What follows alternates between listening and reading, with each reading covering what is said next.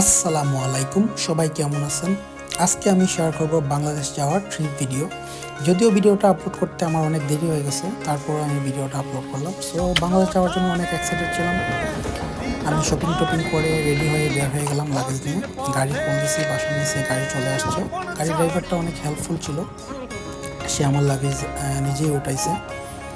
তারপর এয়ারপোর্টের উদ্দেশ্যে রওনা দিলাম। যদি এয়ারপোর্ট বেশি দূরে ছিল না, 30 মিনিট লাগে লিসবন এয়ারপোর্ট। সো এয়ারপোর্টের উদ্দেশ্যে রওনা দিয়েছি। আর এটা হচ্ছে ইউরোপের মধ্যে সবচেয়ে লম্বা ব্রিজ, প্রায় 17.2 কিলোমিটার, ভাস্কো দা গামা।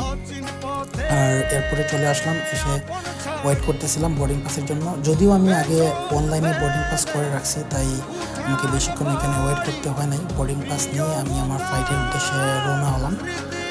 আর বাংলাদেশে যাব, ভেতরে অনেক এক্সাইটমেন্ট কাজ করতেছিল, সেটা তো বলে বোঝানো যাবে না।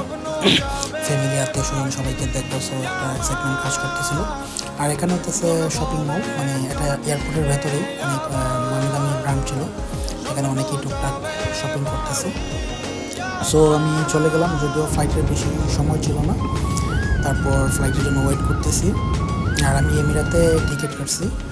সো আমি সবসময় ফ্লাইটের টিকিট কাটলে উইন্ডোর সিটটা নেওয়ার চেষ্টা করি, কারণ উইন্ডোর সিট নিলে আকাশের ভিউটা অনেক ভালো দেখা যায়, তাই আমি উইন্ডোর সিটটাই নিলাম।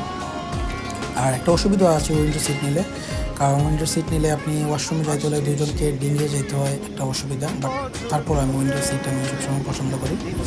তারপর ক্ষুধা লাগছে, খাবার চলে আসলো।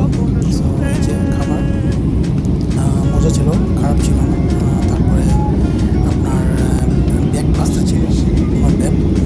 আর এই যে দেখেন আকাশের ভিউটা জাস্ট ওয়াও। আর এটা দেখে মনে হয় আল্লাহর যে কি অপরূপ সৃষ্টি পৃথিবীটা, মানে এটা বলার বাইরে। সো 8 ঘন্টা জার্নি করে চলে আসলাম বাংলাদেশে, লাগেজ নিলাম। আর ভেতরে অনেক খুশি ছিলাম, সবার সাথে দেখা হবে, খুব এক্সাইটমেন্ট কাজ করতেছিল। সো এই ছিল আমার ট্রিপ। ধন্যবাদ সবাইকে। সালাম আলাইকুম।